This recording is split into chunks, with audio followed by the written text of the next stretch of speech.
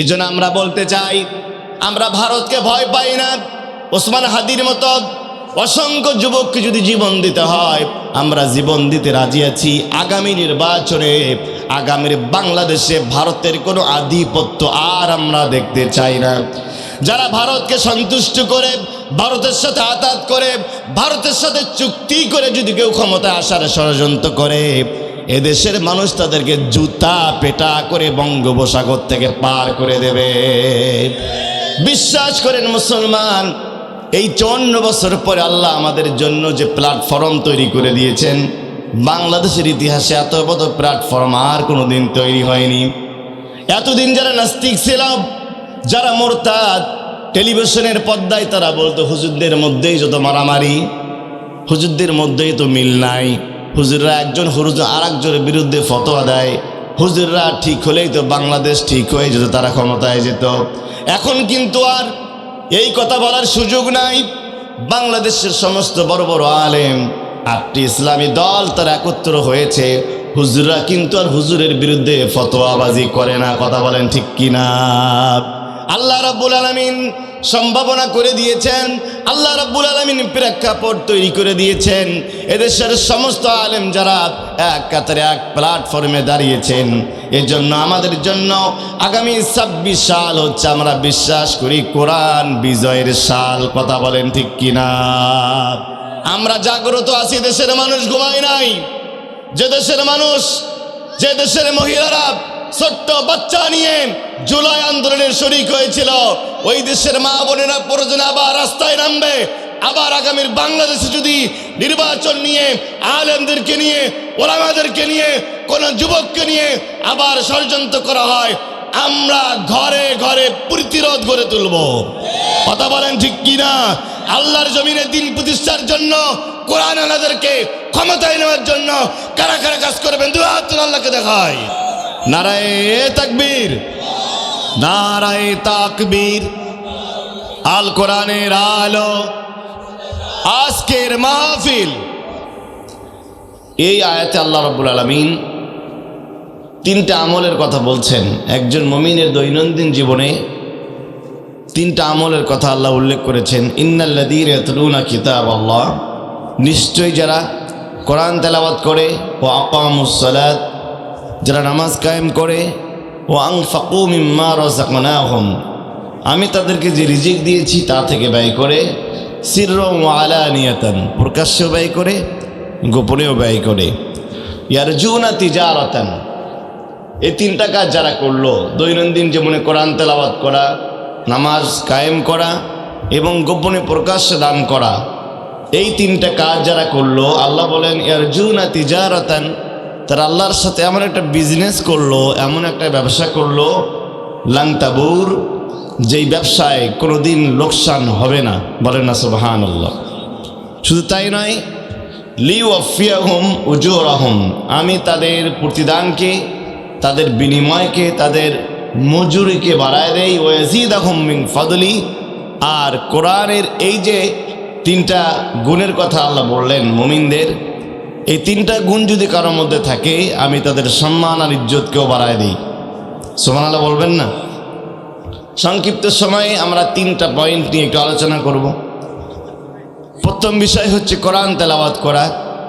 কোরআন যেমনিভাবে তেলাওয়াত করা, ঠিক তেমনিভাবে কোরআনের আমল, কোরআনের জিন্দিগি, কোরআনের সমাজ, কোরআনের রাষ্ট্র কায়েম করবার জন্য যারা কাজ করে, দিন রাত পরিশ্রম করে, আল্লাহ রাব্বুল আলামিন তাদের কিছু ফজিলতের কথা আলোচনা করেছেন।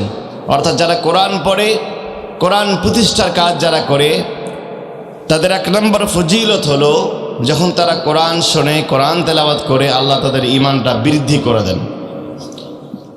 সূরা মুমিনুন, সূরা আনফাল, সূরাতুল আনফালের 2 নম্বর আয়াতে আল্লাহ রাব্বুল আলামিন বলেছেন, ইন্নামাল মুমিনুনা আল্লাযীনা ইযা যুকিরাল্লাহু ওয়াজিলাত قلوبهم وإذا تليت عليهم آياته زادتهم إيمانا আল্লাহ বলে নিশ্চয়ই তারাই মুমিন, তারাই সফল কাম, তারা আল্লাহকে প্রকৃত অর্থে বিশ্বাস করে। ইযা যুকিরাল্লাহ, যখন তাদের সামনে তাফসীর মাহফিল হয়, কোরআনের আলোচনা হয়, ওয়াজিলাত কুলুবুহুম, তাদের অন্তরগুলো কেঁপে ওঠে।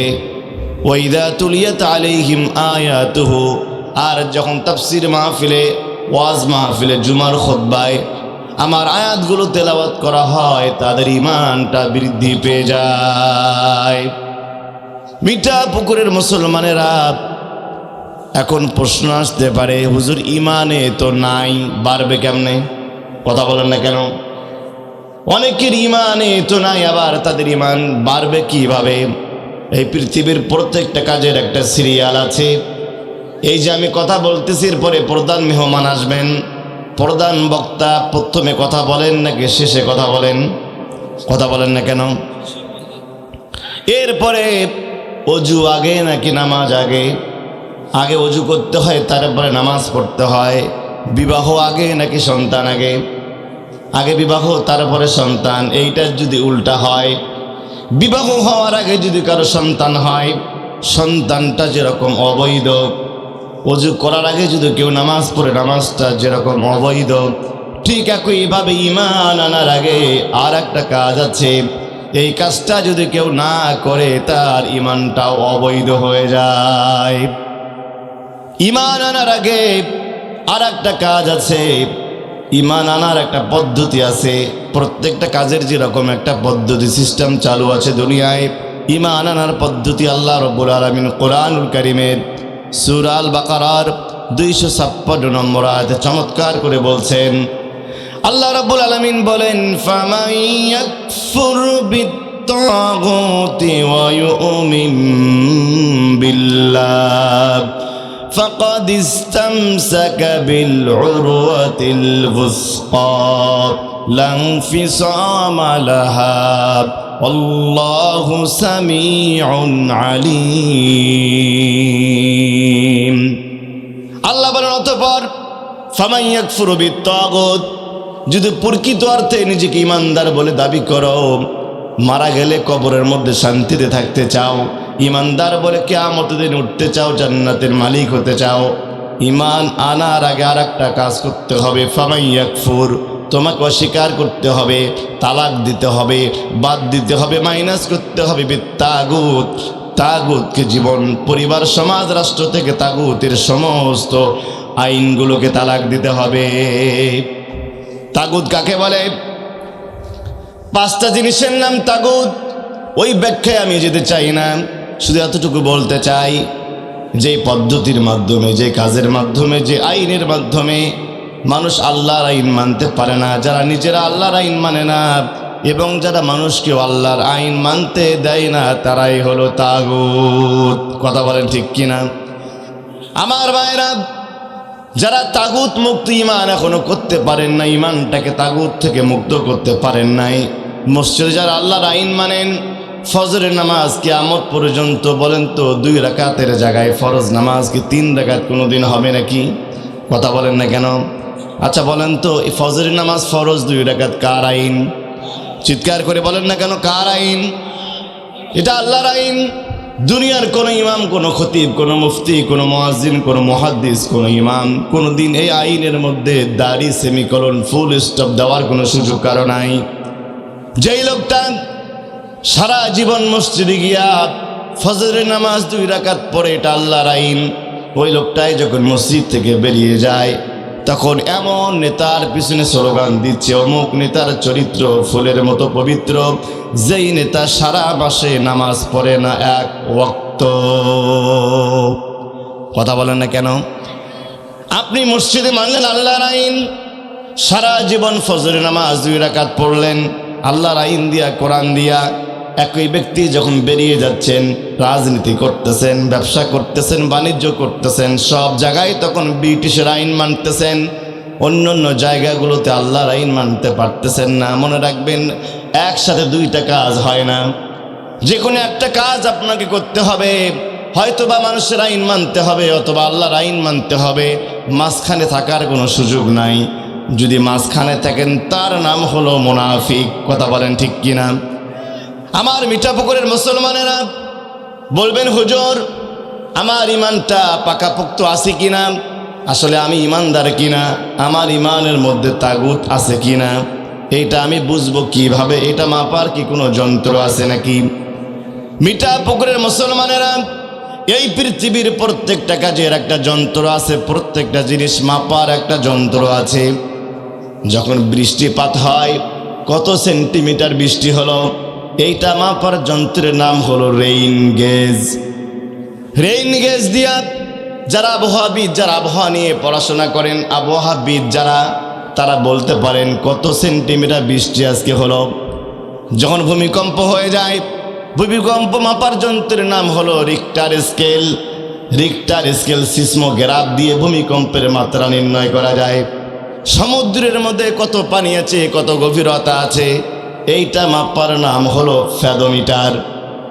আমাদের যখন জ্বর হয়, শরীরটা যখন গরম হয়ে যায়, ডাক্তারের কাছে যখন আপনি যান, তখন একটা জিনিস দিয়ে কিন্তু জ্বর মাপা হয়, ওইটার নাম হলো থার্মোমিটার। কথা বলেন না কেন? এরপরে আপনি বাজারে গেছেন, দুধ কিনবেন, দুধের মধ্যে ভেজাল আছে কিনা, দুধের সাথে পানি মেশানো আছে কিনা, এইটা মাপার যন্ত্রের নাম হলো ল্যাক্টোমিটার। এই পৃথিবীতে যত বিষয় আছে, প্রত্যেকটা বিষয় মাপার যন্ত্রের জিনিসপত্র আল্লাহ দুনিয়াতে দিয়েছেন।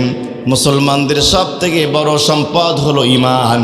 ইমান মাপারও একটা হাদিস আল্লাহ রসুল বলে গিয়েছেন, বলেন সুবহানাল্লাহ। ইমান মাপার হাদিস আছে।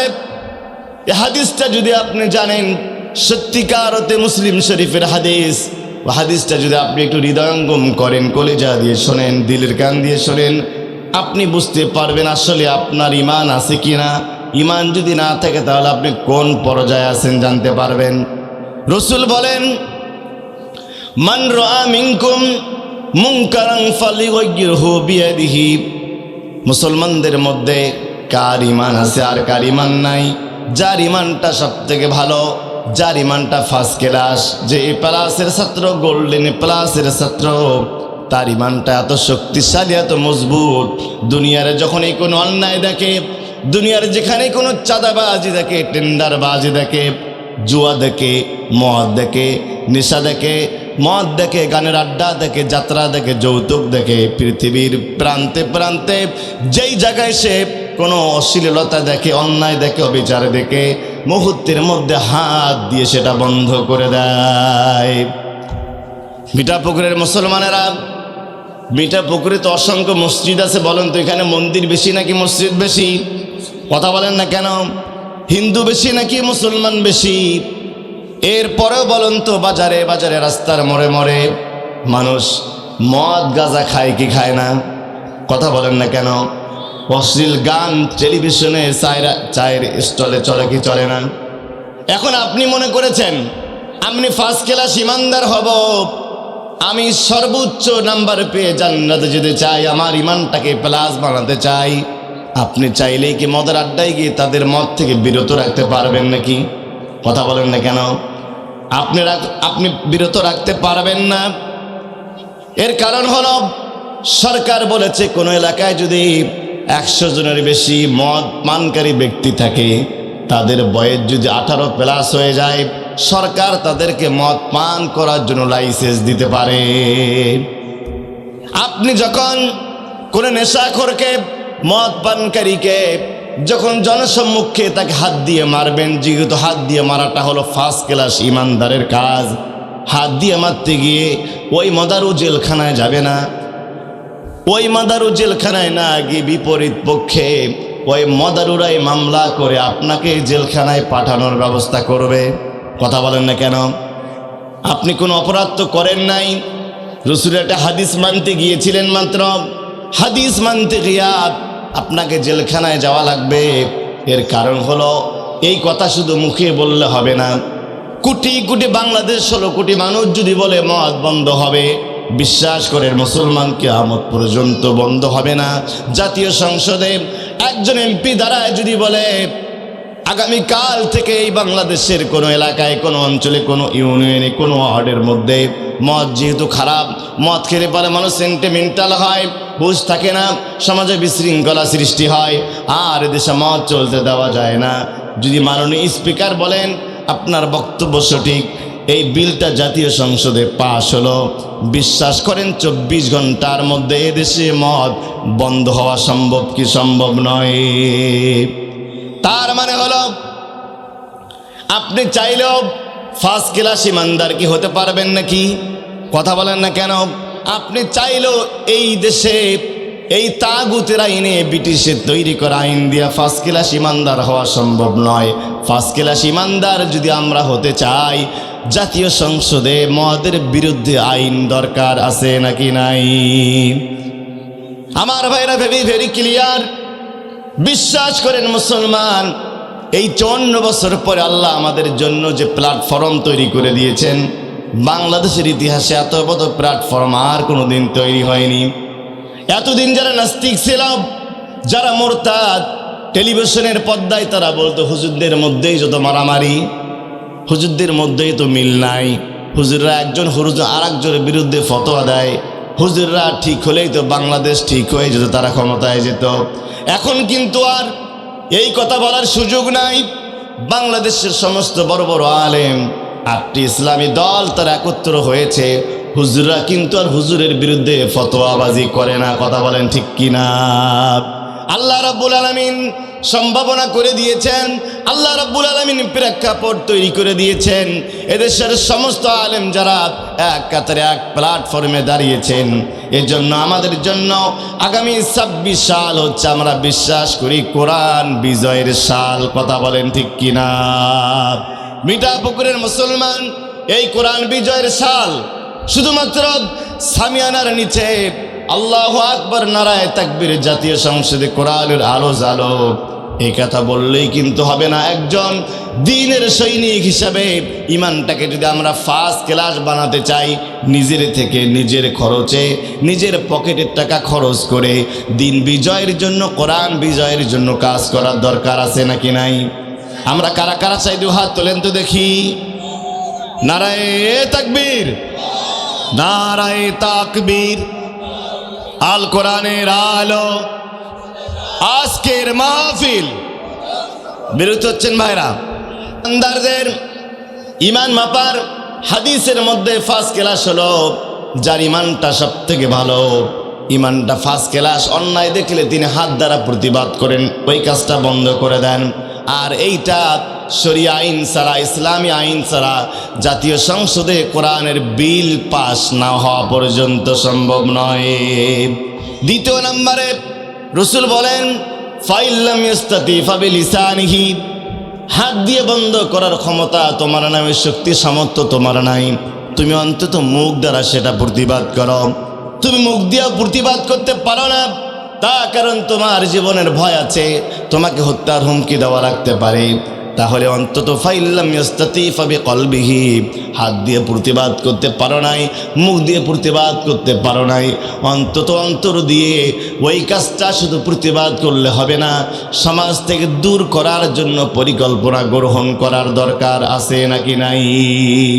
রসুল বলেন, অন্যায় কাজ বন্ধ করতে পারো না হাত দিয়ে, মুখ দিয়ে প্রতিবাদ করতে পারো নি, আর অন্তর দিয়েও যদি ঘৃণা করতে না পারো, বরংস মদ যারা খায়, যারা মদের আইনের পক্ষে, যারা নর্তকীদের পক্ষে, যারা খেলোয়াড়দের পক্ষে, যারা শরিয়া আইন মানে না, ওই লোকগুলোর সাথে তুমি যদি থাকো, আলেমদের সাথে যদি না থাকো, শরিয়া আইনের সাথে যদি তুমি না থাকো, আল্লাহর জমিনে কোরআন প্রতিষ্ঠা হোক, দাড়িওয়ালা, টুপিওয়ালা, ইসলামওয়ালা, কোরআন অলরা ক্ষমতায় যাক, এইটা যদি তুমি না চাও, তাহলে ইমানের সর্বনিম্ন স্তর এতটুকু ইমান কিন্তু তোমার কলিজার মধ্যে নাই।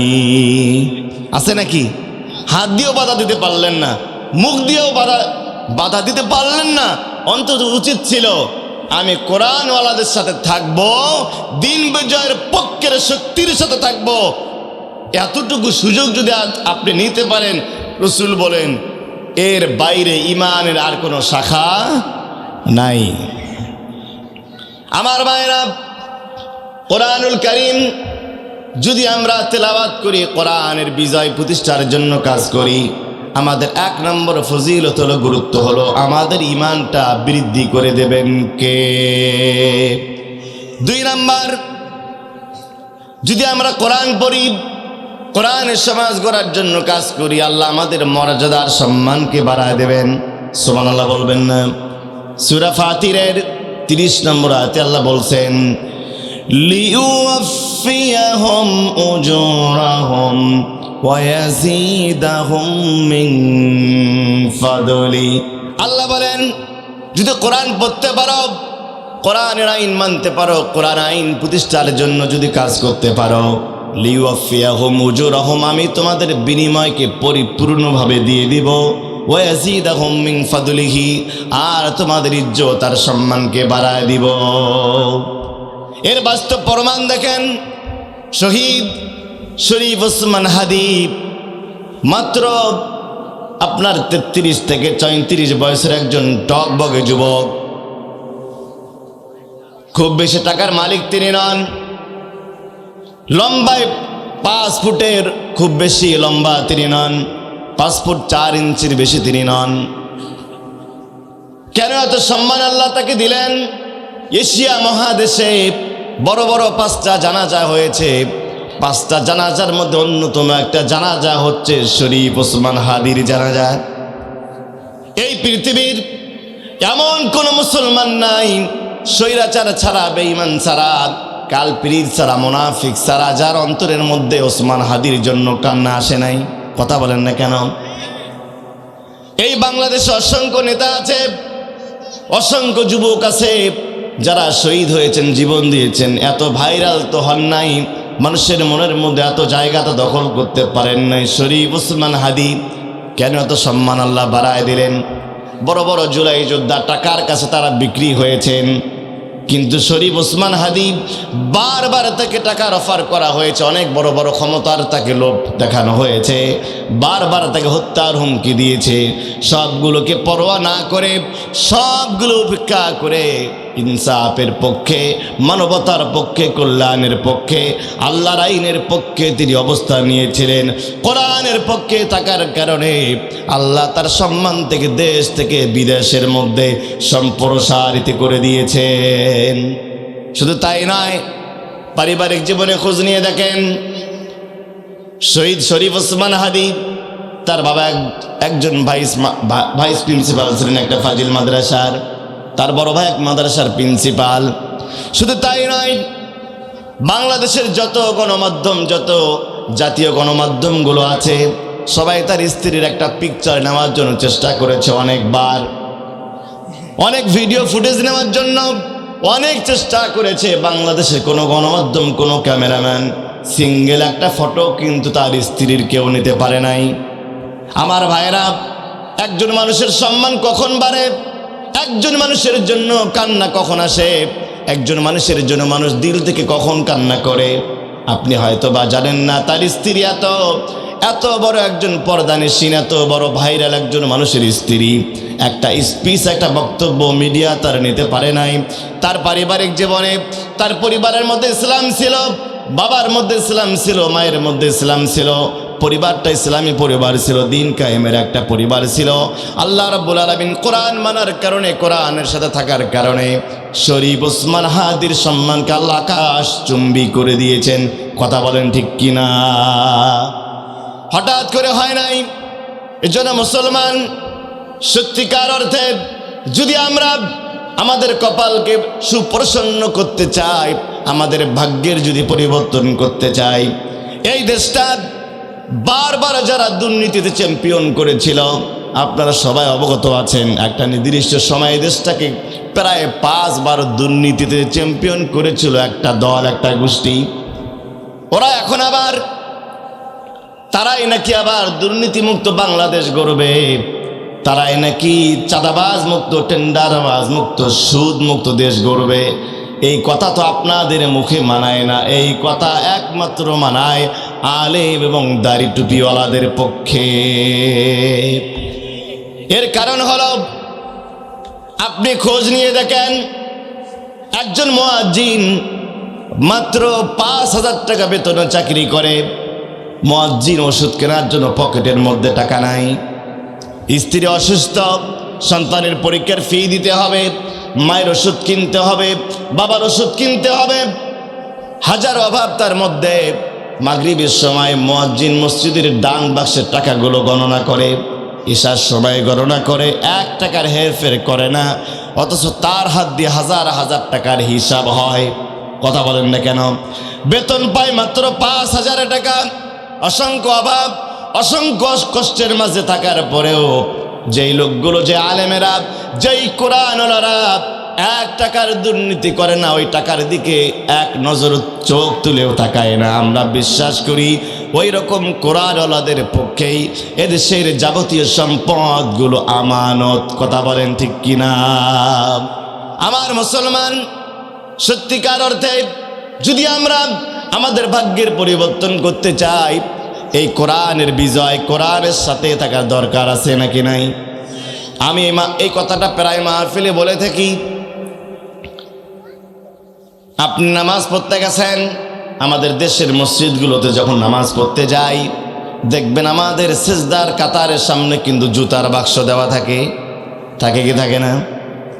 অধিকাংশ মসজিদে জুতার বাক্স থাকে সিজদার সামনে, আমাদের মাথার সামনে থাকে জুতার বাক্স।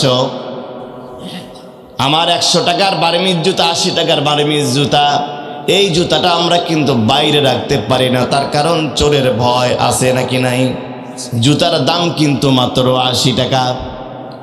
বিশ্বের অসংখ্য দেশ আছে, ওআইসির সদস্যভুক্ত 57টা মুসলিম রাষ্ট্র আছে। ওই রাষ্ট্রগুলোতে যখন আপনি মসজিদে যাবেন, নামাজের সেজদার জায়গার সামনে সেখানে কোরআন শরীফ রাখা আছে। 2 মিনিট সময় পেলে তারা একটা কোরআনের আয়াত তেলাওয়াত করে নেয়, কোরআনের তাফসীর দেখে। ওরা কিন্তু সেজদার সামনে কিন্তু তারা জুতা রাখে না, রাখে কোরআন শরীফ।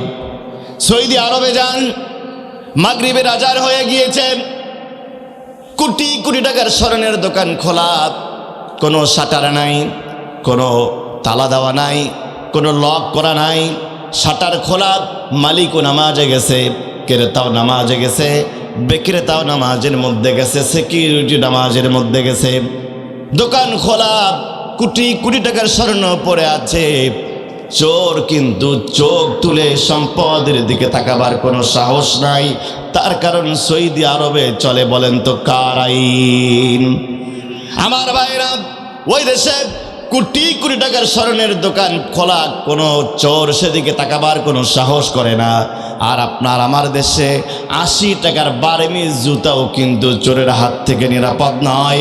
তার কারণ এই দেশে আল্লাহর আইন চলে না, চলে মানুষের আইন। বলেন তো আপনারা, বিগত 54 বছরে মানুষের আইন তো আমরা অনেক দেখলাম, মানুষের আইন দিয়ে অনেক কিছু হলো। বলেন তো আমাদের ভাগ্যের পরিবর্তন হয়েছে নাকি? এই যে আমাদের জাতীয় সংবিধান, এই 54 বছরে একবার নয়, 2 বার নয়, 17 বার পরিবর্তন করা লাগছে। কতবার? একটা সংবিধান, যেই সংবিধান দিয়ে রাষ্ট্র চলবে, স্কুল কলেজ বিশ্ববিদ্যালয় চলবে, ইউনিয়ন পরিষদ চলবে, উপজেলা পরিষদ চলবে, হাইকোর্ট চলবে, সুপ্রিম কোর্ট চলবে, জজ কোর্ট চলবে, ওই সংবিধানটা শুধু একবার নয় 17 বার পরিবর্তন হয়েছে। আমি মিঠাপুকুরের মুসলমানদের কাছে জানতে চাই, মুসলমানদের জাতীয় সংবিধানের নাম কি? এই আওয়াজ দিয়ে হবে না, চিৎকার করে বলতে হবে, আমাদের জাতীয় সংবিধানের নাম কি? আমি জানতে চাই, যেই সংবিধান দিয়ে আমাদের দেশ পরিচালিত হয়, এই সংবিধান পরিবর্তন হলো 17 বার, মাত্র 54 বছরে 17 বার। অথচ এই কোরআনটা চলতেছে 1500 বছর থেকে। 1500 বছর পেরিয়ে গেছে। বলেন তো একটা জবর জের কেউ পরিবর্তন করতে পেরেছে নাকি? কিয়ামত পর্যন্ত কোরআন থাকবে, কোরআনের হাফেজ থাকবে, আলেম থাকবে, একটা জের জবর পর্যন্ত পরিবর্তন করার দুঃসাহস কারো নাই।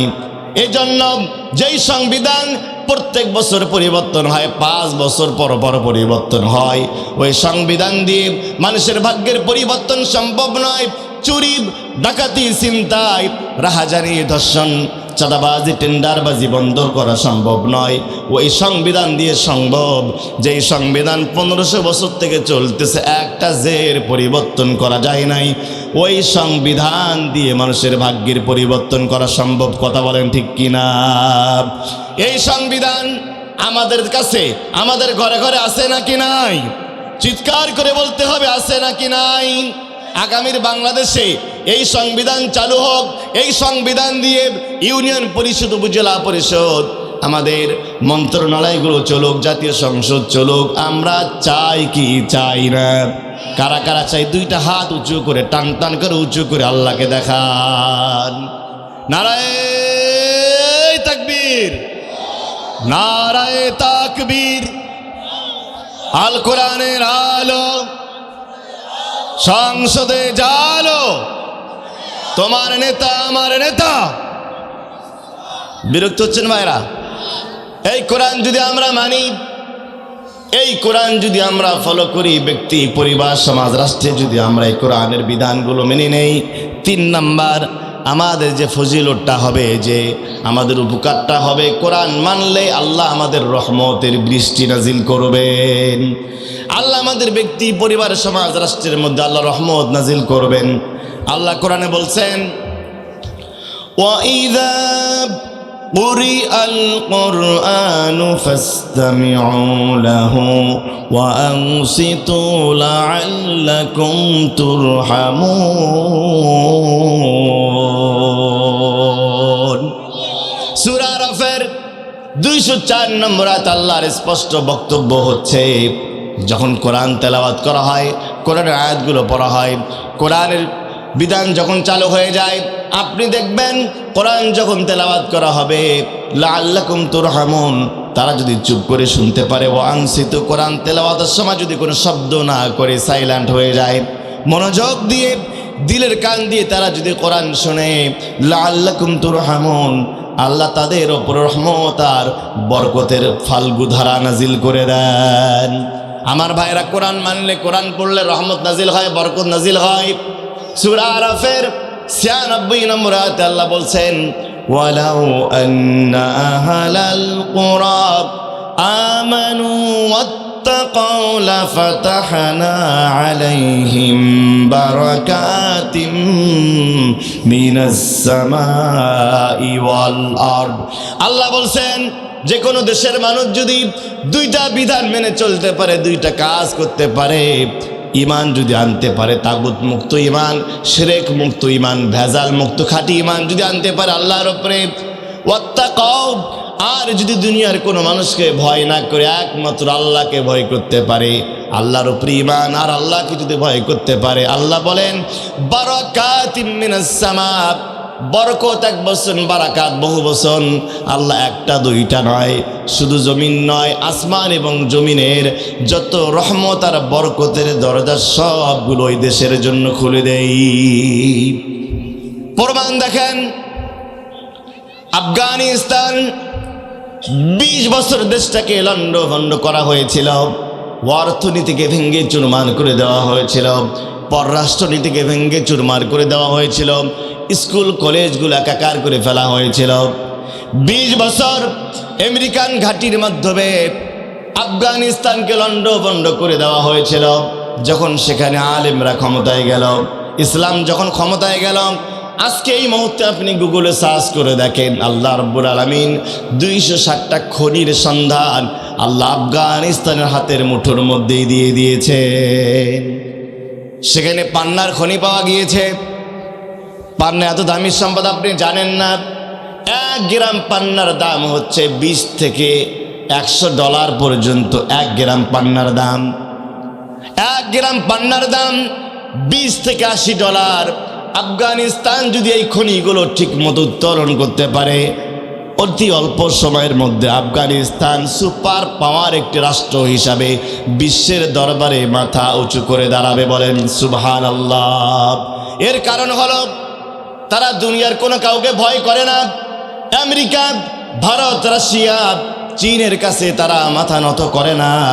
তারা মাথা নত করে একজনের কাছে, তিনি কে? এই জন্য আমরা বলতে চাই, আমরা ভারতকে ভয় পাই না, ওসমান হাদির মতো অসংখ্য যুবককে যদি জীবন দিতে হয়, আমরা জীবন দিতে রাজি আছি। আগামী নির্বাচনে, আগামীর বাংলাদেশে ভারতের কোনো আধিপত্য আর আমরা দেখতে চাই না।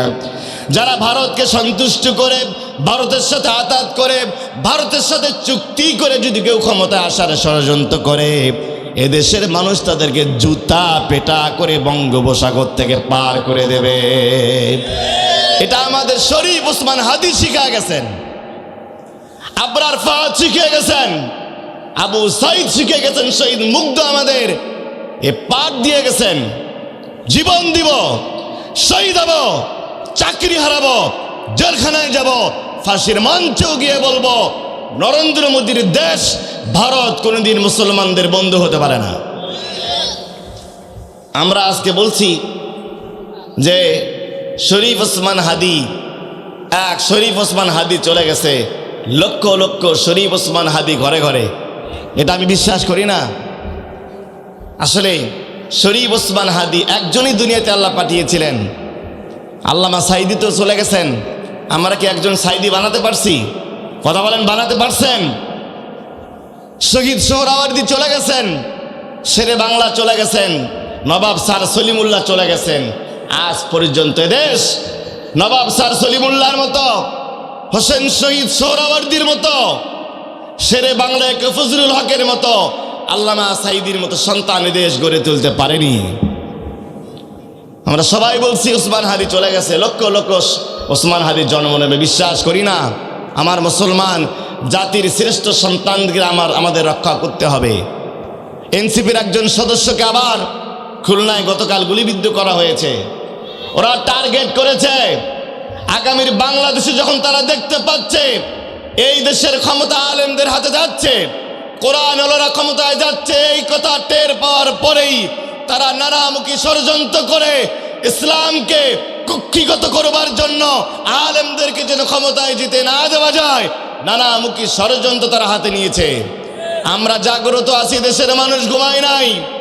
যে দেশের মানুষ, যে দেশের মহিলারা ছোট্ট বাচ্চা নিয়ে জুলাই আন্দোলনের শরিক হয়েছিল, ওই দেশের মা বোনেরা প্রয়োজনে আবার রাস্তায় নামবে।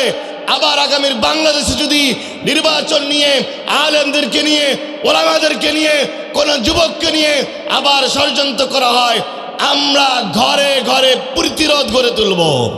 কথা বলেন ঠিক কিনা? আল্লাহর জমিনে দিন প্রতিষ্ঠার জন্য, কোরআন আলাদেরকে ক্ষমতায় নেওয়ার জন্য কারা কারা কাজ করবেন? দুই হাত তুলে আল্লাহকে দেখায়। নারায়ে তাকবীর, নারায়ে তাকবীর। আল কোরআনের আলো, আজকের মাহফিল। যদি আমরা কোরআন মেনে চলি, আল্লাহ আমাদেরকে 4 নম্বরে যে বরকত আর রহমত দান করবেন, যে ফজিলত দিবেন, সেইটা হচ্ছে রসুলকে আল্লাহ বলতেছেন, দেখবেন যখন যারা কোরআনকে ভালোবাসে, কোরআনে তাফসির মাহফিলে কাজ কর্ম ফেলে রেখে, ব্যবসা বাণিজ্য ফেলে রেখে যারা হুজুরের মুখ থেকে কোরআনে তাফসির শোনার জন্য আসে, ওদের সামনে যখন কোরআন বয়ান করা হয়, ওদের মনের অজান্তে চোখ থেকে পানি বেরিয়ে আসে। আসে না ভাই? সূরা মাইদার 83 নম্বর আয়াতে আল্লাহ বলছেন, وَإِذَا سَمِعُوا مَا أُنزِلَ إِلَى الرَّسُولِ تَرَى أَعْيُنَهُمْ تَفِيضُ مِنَ الدَّمْعِ مِمَّا عَرَفُوا مِنَ الْحَقِّ يَقُولُونَ رَبَّنَا آمَنَّا فَاكْتُبْنَا مَعَ الشَّاهِدِينَ। আল্লাহ বলেন, আমার রাসূল, আমার হাবিব, আপনি তাকায় দেখবেন যখন তাদের সামনে আপনি কোরআন তেলাওয়াত করবেন, কোরআন পাঠ করবেন, কোরআনের আইনের কথা বলবেন, মনের অজান্তে ওদের চোখ থেকে পানি বেরিয়ে আসে। মিম্মা আরাফু মিনাল হক, তারা ভালো এবং মন্দটাকে চিনতে পারে, কোনটা ভালো কোনটা মন্দ তারা চিনতে পারে, আলো এবং অন্ধকার তারা বাছাই করতে পারে, কোনটা দুর্নীতির পথ আর কোনটা ভালোর পথ, এইটা বোঝার মনে হয় বাকি আর আমাদের বাকি আছে নাকি? এইটা তারা বুঝতে পারে। কার কাছে দেশ নিরাপদ থাকবে, কার কাছে এদেশের আমানত সম্পদগুলো আমানত হিসাবে থাকবে, এইটা তারা কোরআন পড়ার মাধ্যমে বুঝতে পারে। আমার ভাইরা, আমি সংক্ষেপ করছি, এরপরে 5 নম্বরে যদি কেউ কোরআন মেনে চলে, কোরআনের বিধান মানে, কোরআনুল কারীম তাদেরকে সবথেকে সহজ এবং সরল রাস্তাটা বলে দেয়। বলেন তো কোরআনের রাস্তা, কোরআনের আইন সহজ নাকি কঠিন? জোরে বলতে হবে, সহজ নাকি কঠিন? সূরা বানী ইসরাঈলের 9 নম্বর আয়াতে আল্লাহ দুনিয়ার সমস্ত নাস্তিক আর মুরতাদ যারা বলে, যারা এই সময় ঢেকুর তুলতেছে, টকশোতে বসে বসে বড় বড় কথা বলতেছে, আলেমরা যদি ক্ষমতায় যায়, জাতীয় সংসদে যদি মোল্লারা যায়, মোল্লারা যদি জাতীয় সংসদটা দখল করে, এই দেশের মহিলাদেরকে ঘর থেকে বের হতে দেবে না, মহিলাদেরকে বোরকা পরতে বাধ্য করবে, এরকম কথা তারা বলে কি বলে না? অথচ আল্লাহর বক্তব্য হচ্ছে সূরা বানী ইসরাঈল 9 নম্বর আয়াতে তাফসীর আপনি পড়ে দেখেন, আল্লাহ বলছেন ইন্না হাযাল কুরআনা ইয়াহদি লিল্লাতী হিয়া আকওয়াম ওয়া ইউবাশশিরুল মুমিনিনা আল্লাযীনা ইয়া'মালুনাস সালিহাত আন্না লাহুম আজরান কাবীরা। আল্লাহ বলেন ইন্না হাযাল কুরআন, নিশ্চয়ই এই কোরআন, ইয়াহদি লিল্লাতী হিয়া আকওয়াম, যে কোরআনের পথ হচ্ছে, কোরআনের আইনটা হচ্ছে মানুষের জন্য সবথেকে সহজ এবং সুন্দর একটা আইন। যারা আজকে বলছেন আমার মা বোনদেরকে ভুল বোঝাচ্ছেন, আপনাদের ঘর হতে বের হতে দেওয়া হবে না, আপনাদের জোর করে বোরকা পরানো হবে, আপনাদের সম্মান ইজ্জত নষ্ট করা হবে, আমি তাদেরকে বলতে চাই, এই দেশে আজ থেকে 1000 বছর আগে, 500 বছর আগে নারীদের সম্মান বলতে কিছুই ছিল না। নারীদেরকে জীবন্ত হত্যা করা হতো। নবীজি যখন দুনিয়া আসলেন, আসার পরে তিনি বর্ণনা করলেন, তিনি ঘোষণা করলেন আর কোনো কন্যা সন্তান হত্যা করা যাবে না, নারীদের অসম্মান করা যাবে না। রসুল শাশ্বত বক্তব্য দিলেন, চিরন্ত বক্তব্য তিনি দিলেন। তিনি বললেন মসজিদ মাদ্রাসায়, জান্নাত মাদ্রাসায় নাই, জান্নাত মসজিদে নাই, জান্নাত মক্কায় নাই, জান্নাত মদিনায় নাই, জান্নাত ইসলামী আন্দোলনে নাই। তুমি সত্যিকার অর্থে জান্নাত যদি পেতে চাও, আল জান্নাতু তাহতা আকদামিল উম্মাহাত, জান্নাত রয়েছে তোমার মায়ের পায়ের নিচে। সুবহানাল্লাহ বলবেন না? আচ্ছা বলেন তো ভাই, আমার মা বোন যারা আমার কথা শুনছেন, এর থেকে বড় সম্মানের কথা আর পৃথিবীতে আর কিছু হতে পারে? আমি যত বড় মুফতি হই, আমার পায়ের নিচে জুতা। একজন নবীর পায়ের নিচেও আল্লাহ জান্নাত রাখেন নাই, আমাদের বিশ্ব নবীর পায়ের নিচেও জান্নাত নাই। যদি আমি জান্নাত পেতে চাই, আমি যত বড় লম্বা সেজদা দেই, যত বড় টুপি পরি না কেন, জান্নাতটা পেতে হবে মায়ের পায়ের নিচ থেকে অর্জন করতে হবে। আমার মা বোন, আপনাদের আশ্বস্ত করতে চাই, আপনাদের ওয়াদা করতে চাই, সত্যিকার অর্থে যদি আল্লাহর আইন চালু হয়ে যায়, আলেমরা যদি ক্ষমতার মসনদে বসতে পারে, আপনাদের সম্মান শতভাগ নিশ্চিত তারা করবে। ওরা কেন চায় না? ওরা কেন উল্টাপাল্টা বলে যে আপনারা জানেন না? ওরা জানে যদি আলেমরা ক্ষমতায় যায়, বাইপাস রাস্তা দিয়ে নারীদের সাথে মেলামেশার সব রাস্তা বন্ধ হয়ে যাবে, মদের আড্ডায় আর তাদেরকে পাওয়া যাবে না, নারীদের সাথে সন্ধ্যার সময় আড্ডা দিতে পারবে না। ঢাকা বিশ্ববিদ্যালয় সহ জাহাঙ্গীরনগর বিশ্ববিদ্যালয়গুলো সারা রাত, অনেক বিশ্ববিদ্যালয়ে সারা রাত মেয়েদের হলে দরজা খোলা থাকে, ওরা সুবিধা মতো সেখানে যায়, ওদের মনের চাহিদা পূর্ণ করে, ফ্রি মিক্সিং তা লিভ টুগেদার করে, তখন তো সুযোগগুলো বন্ধ হবে। আলেমরা তো এগুলো জেনা ইফটিজিং বরদাস্ত করবে না, এই জন্য তাদের আগে থেকে মাথা ব্যথা শুরু হয়েছে, আমরা তো আর এই সুযোগ পাবো না, ঠিক কি না? আমার মা, আমি আমার এখানে ভাই যারা আছেন, আপনার একটা ছোট্ট মেয়ে জন্মগ্রহণ করলো, মেয়ে সন্তান পরিবারের জন্য কত বরকত। রাসূল বলছেন খয়রুকুম মান বুক্কিরা বিল উনসা, যেই ঘরের মধ্যে প্রথম মেয়ে সন্তান জন্মগ্রহণ করে, আল্লাহ ঘরটার উপরে রহমত আর বরকত দিয়ে ভরপুর করে দেন।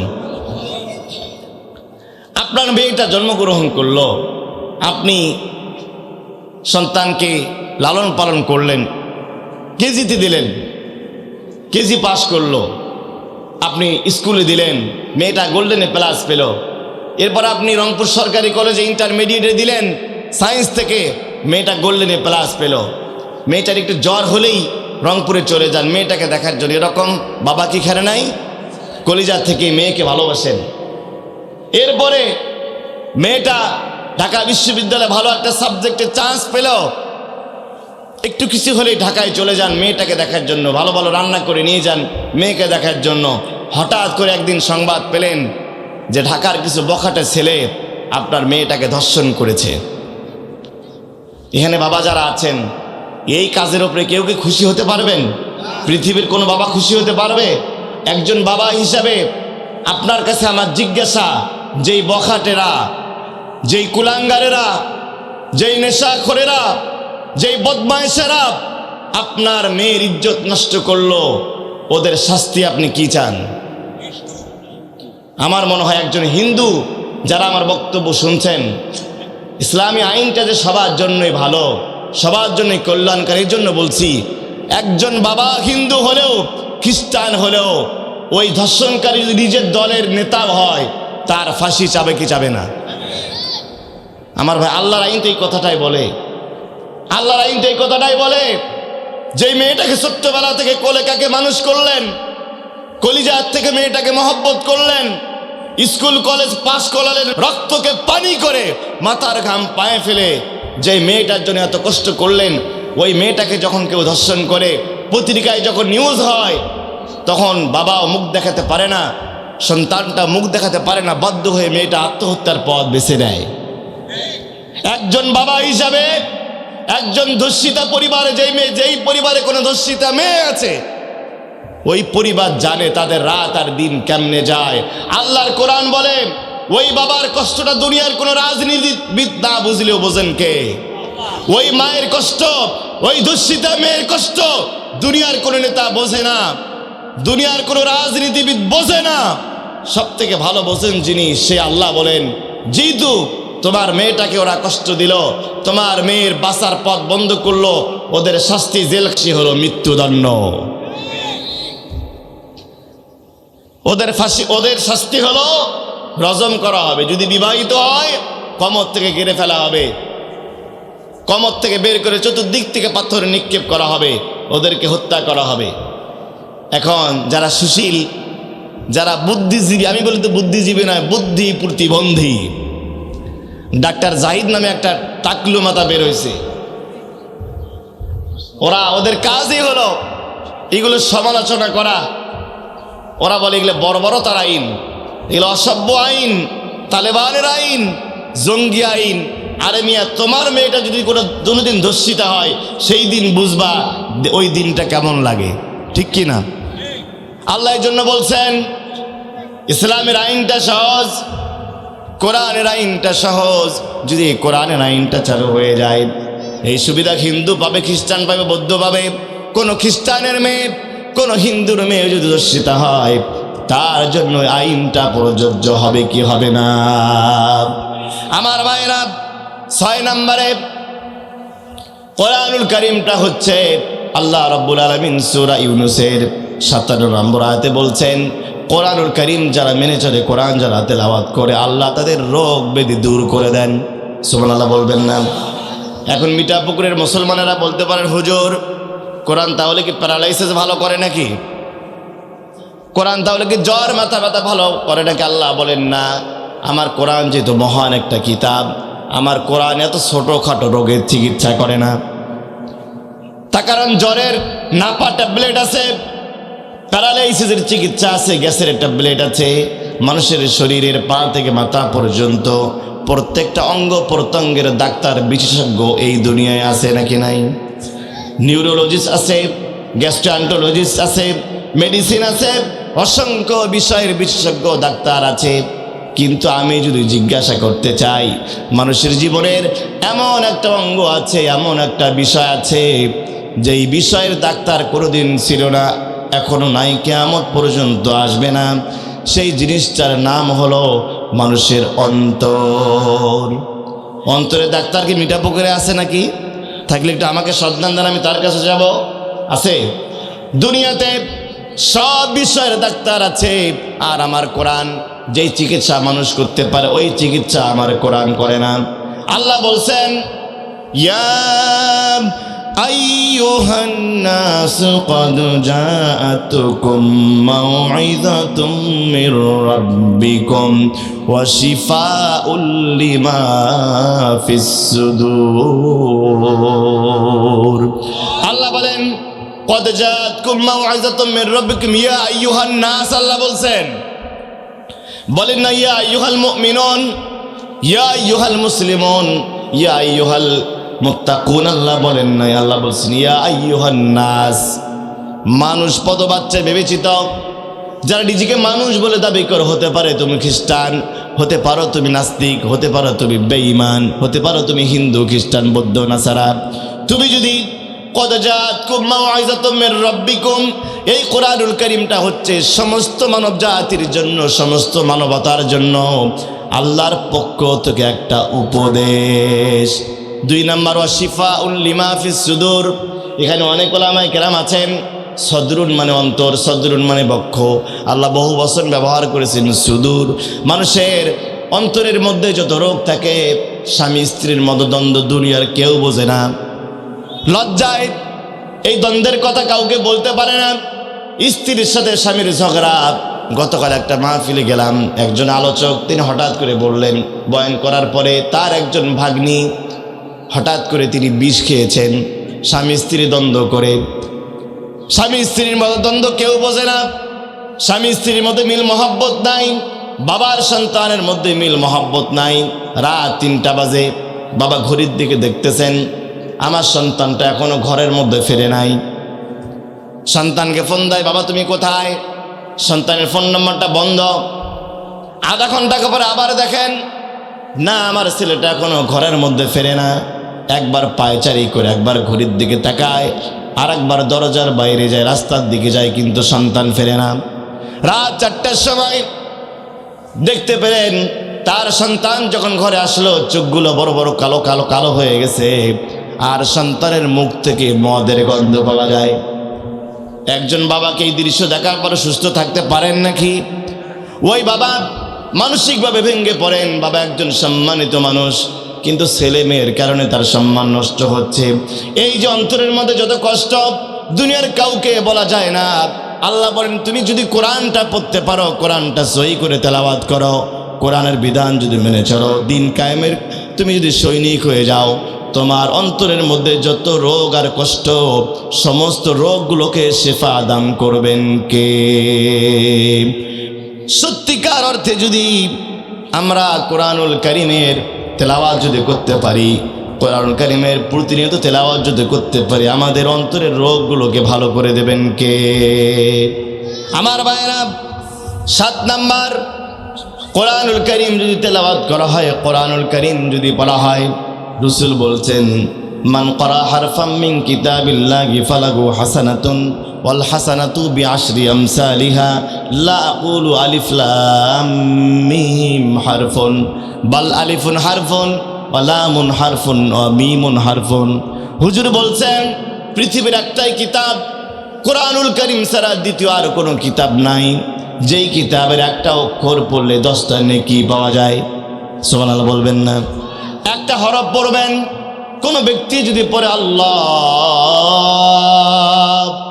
একবার আল্লাহ শব্দ উচ্চারণ করলে আল্লাহ রাব্বুল আলামিন সাথে সাথেই তাকে অন্তত 40টা নেকি দান করে দেন।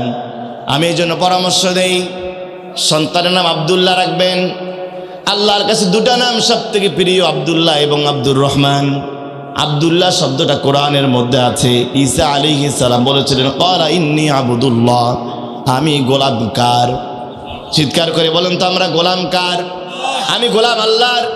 এই যে আব্দুল্লাহ শব্দটা যদি আপনি নাম রাখেন, আচ্ছা বলেন তো, একজন সন্তানকে মা দিনে কতবার করে ডাকতে পারেন?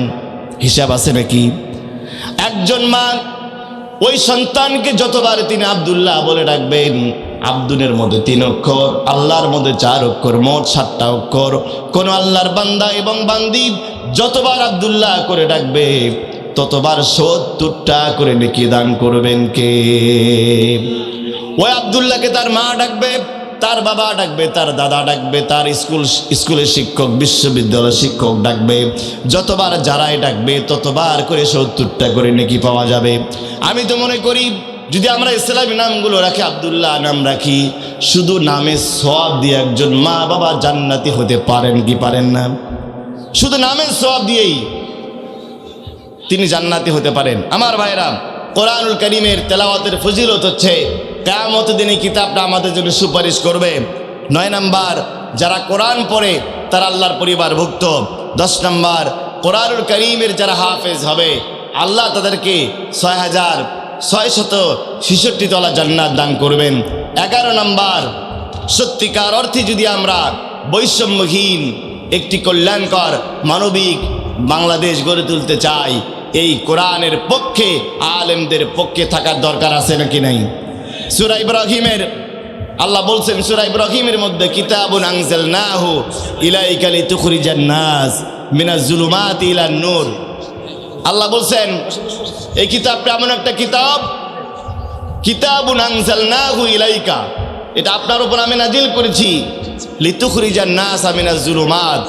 এখানে ওলামায়ে কেরাম আছেন, জুলমুন 1 বছর, জুলুমাত বহু বছর। এই জুলুমাত মানে রাতের অন্ধকার নয়, সমুদ্রের পানির নিচের অন্ধকার নয়। এই জুলুমাত মানে হলো কমিউনিজমের অন্ধকার, সেকুলারিজমের অন্ধকার, লেলিনবাদের অন্ধকার, মানুষের তৈরি করা সমস্ত তন্ত্র আর মন্ত্রের অন্ধকার। আল্লাহ বলেন সত্যিকার অর্থে যদি তোমরা দুর্নীতিমুক্ত, চাঁদাবাজ মুক্ত, ধর্ষক মুক্ত কল্যাণকর একটি রাষ্ট্র পেতে চাও, আমার কোরআনের বিধানগুলো মেনে নাও। তার কারণ অন্ধকার সরানোর জন্য কিসের প্রয়োজন? অন্ধকার দিকে অন্ধকার সরানো যায়। যারা আজকে বারবার দুর্নীতিতে চ্যাম্পিয়ন হচ্ছে, যাদের নিজেদের হাতেই 100-এর উপরে দলীয় নেতা কর্মী খুন হয়েছে, তারা আমাদেরকে সবক দিচ্ছে একটি দুর্নীতিমুক্ত বাংলাদেশ গড়ার জন্য। আমরা বলি অন্ধকার দিয়ে অন্ধকার দূর করা যায় না। অন্ধকার দূর করতে হলে আলোর প্রয়োজন, অনেক বেশি আলোর প্রয়োজন। বিশ্বাস করেন মুসলমান, কমিউনিজম, সেকুলারিজম, ন্যাশনালিজম, মানুষের তৈরি করা সমস্ত রকমের তন্ত্র মন্ত্র হচ্ছে অন্ধকার।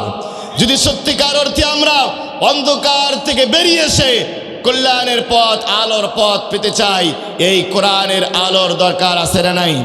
আগামী দিনে আমরা কোরআনের পক্ষে থাকবো তো ইনশাআল্লাহ। 24 সাল তরুণদের বিজয়ের সাল, 26 সালকে আমরা কোরআনের বিজয়ের সালে পরিণত করতে চাই।